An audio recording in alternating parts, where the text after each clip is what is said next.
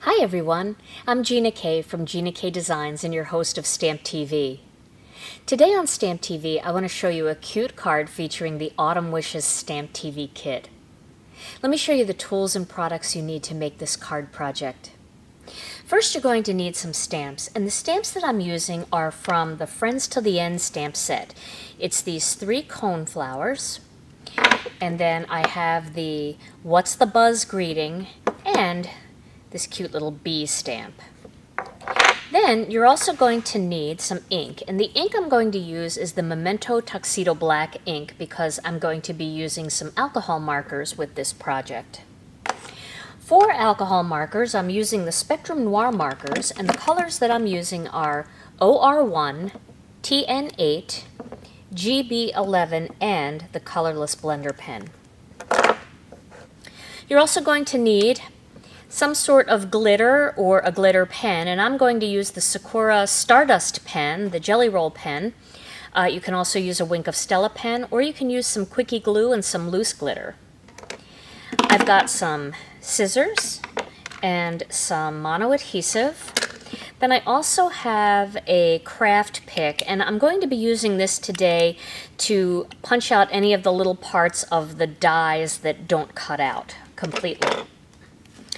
Then or I should say they cut out completely, but they get stuck. Then for cardstock, I'm using the Fresh Asparagus, the Dark Chocolate, and the Ivory cardstock by Gina K Designs, and also a piece of the Autumn Wishes pattern paper pack. And on last week's video, I used the same pattern, and it's a great way to use up pieces of your paper pack when you do this particular type of layout. Then for dies, I've got an assortment of dies here.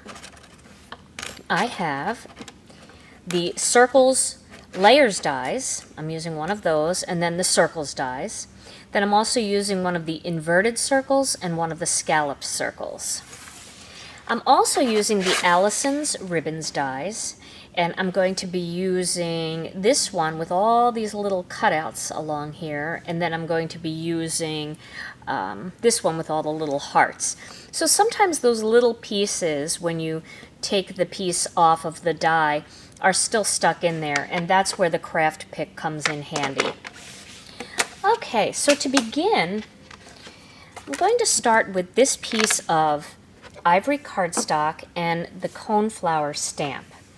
And I'm going to stamp this kind of like a big field of flowers. And I'm going to start in the middle. It's always good to start in the middle to kind of get your balance. And I'm going to start up a little bit high here, like this. And then I'm going to continue to stamp these at different heights. So I'll stamp one there.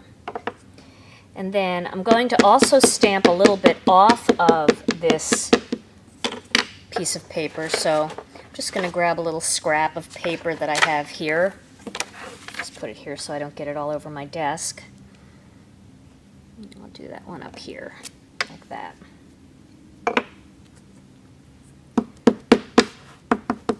We'll do another one over here. And then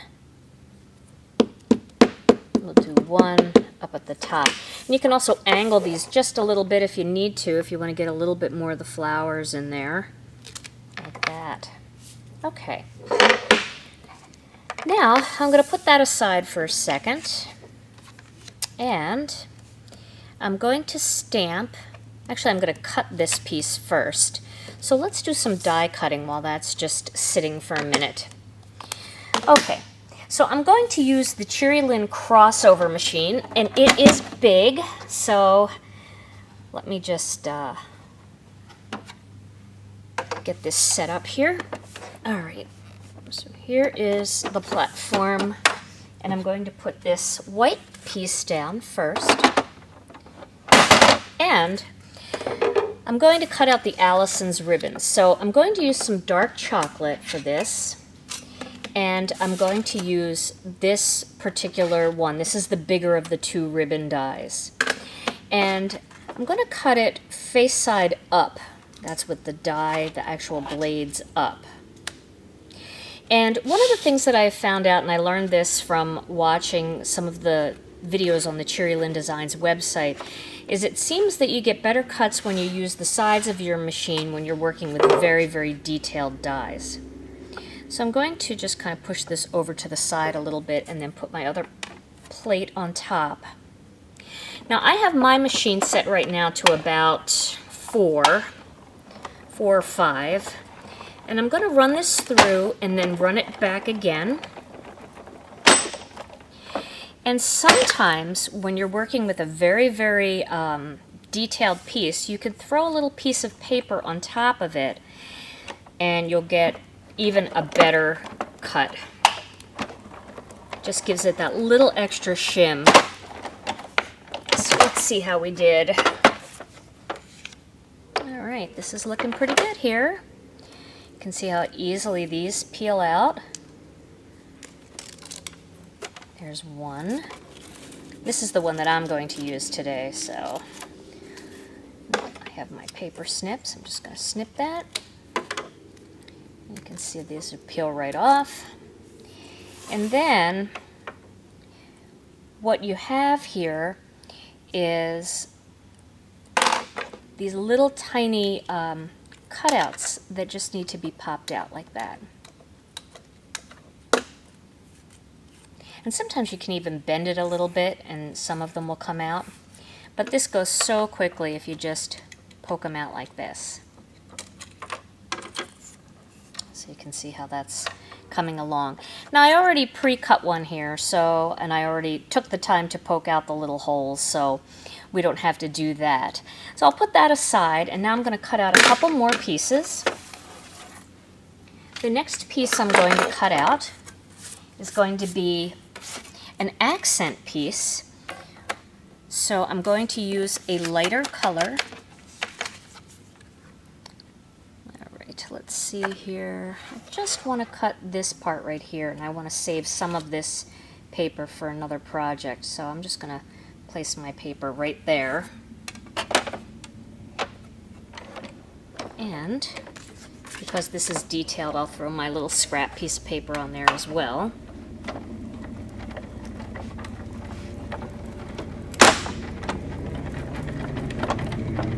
And that looks like a great cut. So you can see that right there. And I'll just use my piercing tool to pop this out. And you can see all those little hearts already came out, so I don't have to worry too much about that, about poking any of those out.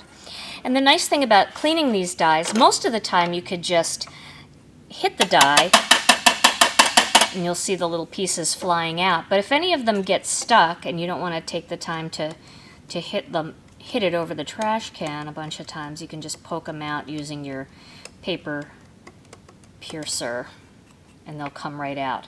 But these are coated with something, so if you do kind of bang them on the edge of the trash can, a lot of the pieces will come out. Okay, so now we have a couple more cuts to do. We're going to do 2 round cuts on the leftover part of this piece of cardstock, and we're using the circles layers dies and the circles nesting dies, the regular circles. You can hear that.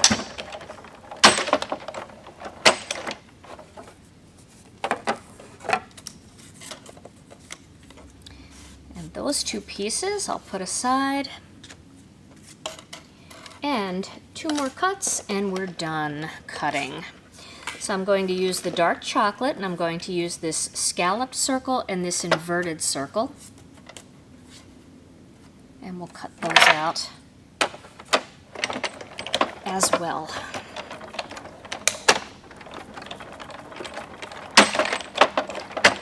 Now this is a big machine, but it's a fantastic machine because it requires so little effort to turn that handle.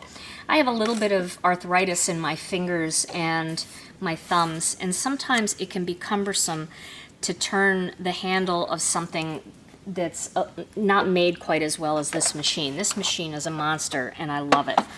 So if you want to invest in a great machine, check out the Cherry Lynn crossover. It works for just about any kind of material you'd want to cut too, which is so nice. Okay, so now we're going to come back to this, and we're going to get a little bit of coloring done. So I'm going to grab my Spectrum Noir markers, and I'm going to color the little petals of these flowers. And I'm not going to worry about shading too much, because we're going to do the shading with the blender pen.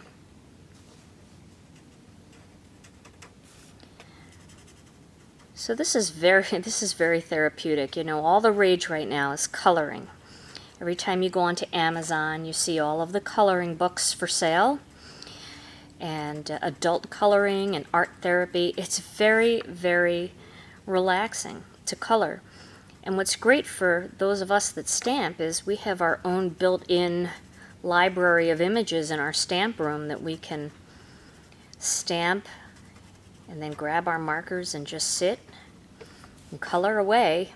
And then we also are being productive, because then we have pieces ready to go for cards for later on down the line,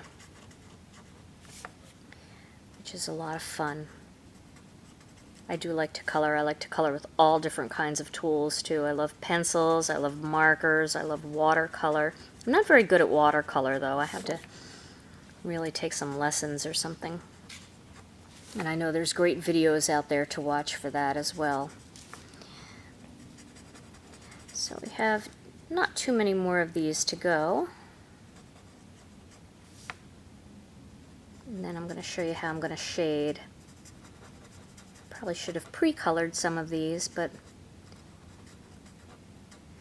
if you have a good cup of coffee, it's not too bad to watch coloring.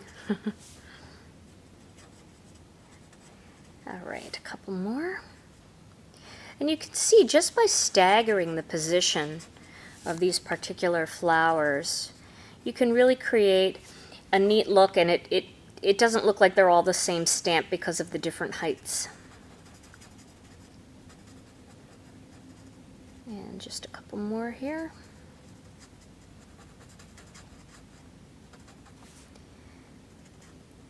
Now, if you want, you could also change the colors up, and you can make these the purple cone flowers, which are really pretty too, by using a lavender and then a darker purple.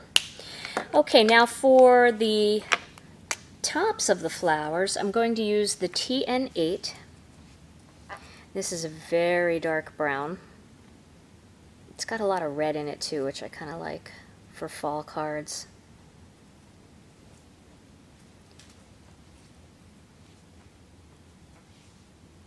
And you know, this looks fine just the way it is. If you like just bright, vivid color and you're not real into shading, this is fine to just leave it this way. But I do kind of like some of the shading effects that you can get so easily by using a blender pen. And it kind of makes you look like you've used more than one color. All right. Now the only other color left to color solid will be the green leaves. And I will do that next, and then we'll do some shading. Alright, so the green color that I'm using is the GB11.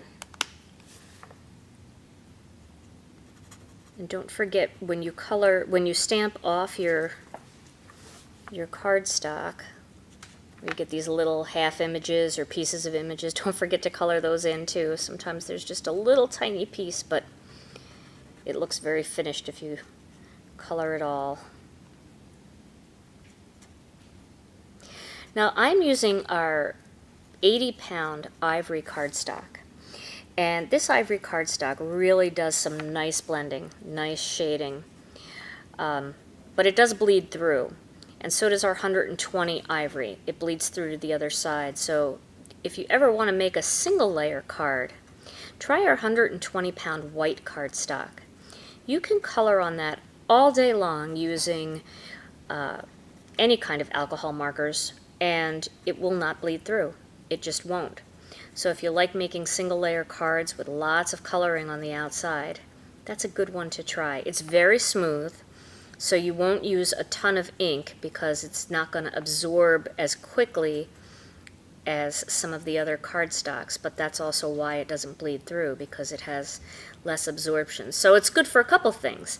No bleeding, and you use less ink. And although alcohol markers, they're not too expensive depending on the brands that you buy, the ink is valuable, and it's nice to not waste a ton of it, and you can still get the beautiful shaded looks. Okay, so we're almost done this. A couple more to go. And then I'm going to show you a fun little way to add a greeting to a circle cutout, circle die cut with our clear stamps. Okay, so now we're going to take this blender pen and we're going to do a little bit of shading. And the way we're going to do that is we're just going to color an oval and then kind of add little half ovals, semicircles around the sides, and you can see that that's already starting to come up really nice and shaded. I'll do that up here too at the top.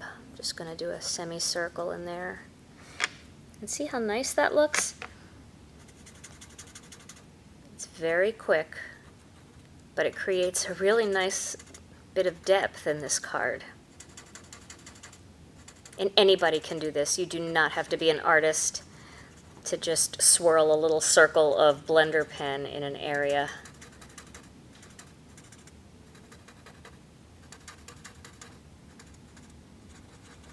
But it just changes the whole look of it.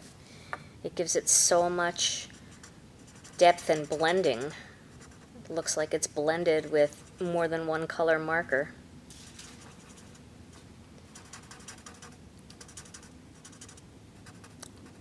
And I've showed you before, but just in case you didn't happen to see one of those videos, if you don't have a Spectrum Noir blender pen or a Copic blender pen, you can mix blender pens. So you can use a Copic blender pen with your Spectrum Noir markers, or you can use a Spectrum Noir blender pen with Bic markers or with Copics. So if you have one, don't worry if you don't have the compatible one in that same brand. They're all kind of full of the same sort of liquid. One that I really liked was the Blick art pen, the colorless blender for their alcohol markers. Their brand of markers is really neat. But I do love the colors in the Spectrum Noir. I think they're very vibrant. You can see I'm just adding a little bit more to really whiten that up in the center of that bigger leaf.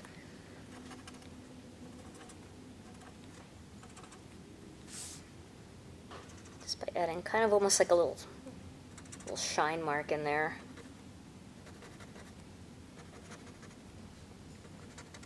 Okay, so there, my flowers are all shaded.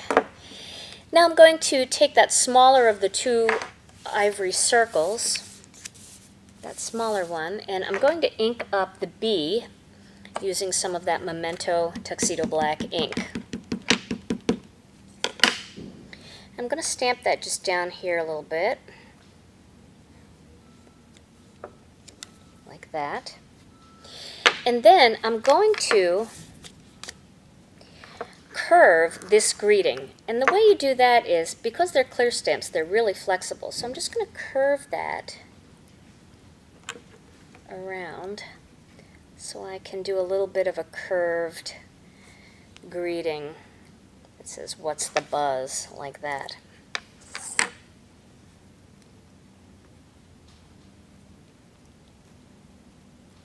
Just the one thing you have to remember is if you're going to do something like this, make sure to take it right off the block when you're done so that it doesn't kind of stick that way.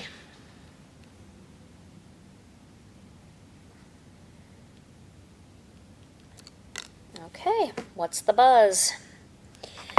All right, and then I'm going to color these using those same markers. I'll use the yellow, that orangey yellow color.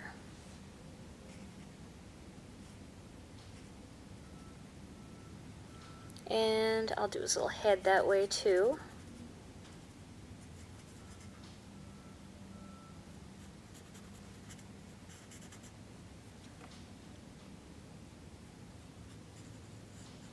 And then we'll add a little bit of brown, that TN8 again.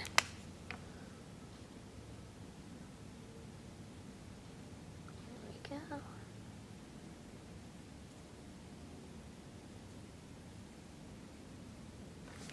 Okay. And then I want to use my Sakura Stardust pen to add a little bit of glitter. So we're going to make his wings all sparkly and shiny. So I'm just going to color those in.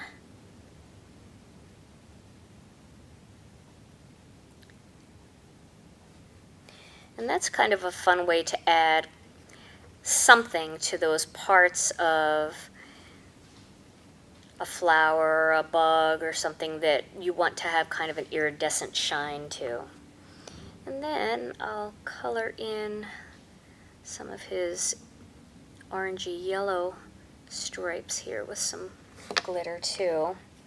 And let's see if we can show you what that looks like. See a little bit of that shine there? You can kind of see that. Okay. So now, for this piece, I'm going to tape on this piece of pattern paper down here at the bottom.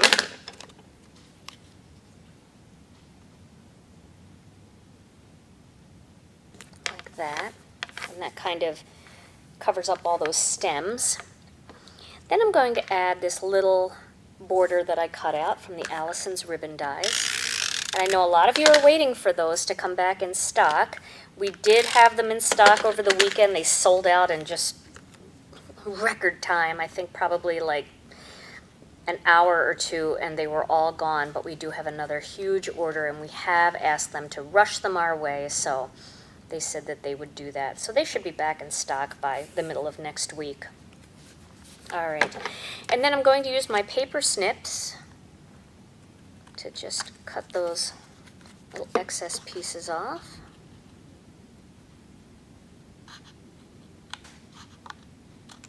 Okay, and then I'm going to add this in between, and that's how the Alison's ribbon dies work. You've got these inside pieces and these outside pieces. They work so nicely together. So, we'll line that one up. Like that. And we'll cut off that excess. And then this whole panel is going to go on top of this dark chocolate piece.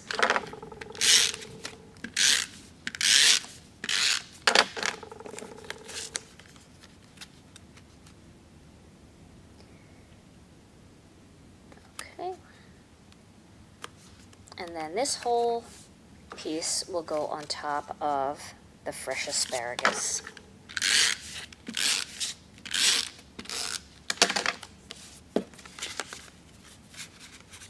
These are kind of neat panels to make if you have, you know, not really any cards to make specifically for any occasions. You can just make panels like this and just keep them aside. And then when it's time to add a greeting, then you can pick a greeting and add it onto the surface of this card. So I'll layer these together. We've got the little bug piece on top of the inverted circle. I put that down too fast. There we go. And then the inverted circle on top of the other plain circle.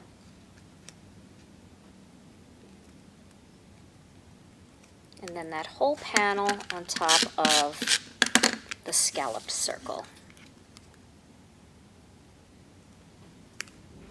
Like that. And then you can add that wherever you want to this card. Here's a finished card I did without adding that little accent ribbon. And you can see I just popped that up using some of the foam squares. So there are two different options, depending on how you want your ribbon dies to look, of the same card, featuring the Autumn Wishes Stamp TV kit. I hope you've enjoyed today's Autumn Wishes Stamp TV kit project. Stay tuned to Stamp TV for lots more videos featuring stamp sets from GinaKDesigns.com. And thanks so much for watching.